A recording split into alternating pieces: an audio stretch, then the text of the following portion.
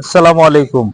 আহ, আসলে অতি দুঃখের সাথে জানাচ্ছি, আজকে 28 তারিখ।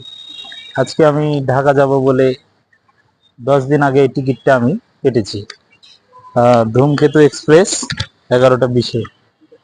গতকালকে থেকে জানতে পারি যে আহ, গতকালকে থেকে জানতে পারি যে ট্রেনের টিকিটটি ক্যান্সেল, মানে ট্রেন চলাচল ক্যান্সেল হয়ে গেছে। হ্যাঁ, তা আমার কাছে কথা হলো, ভাই এত দাবি দেওয়া, এত যুক্তিকতা, এগুলো কোথায় ছিল? গত 17 বছরে তো কেউ এত দাবি দেওয়া নিয়ে এত মাঠে আসতে পারে নাই।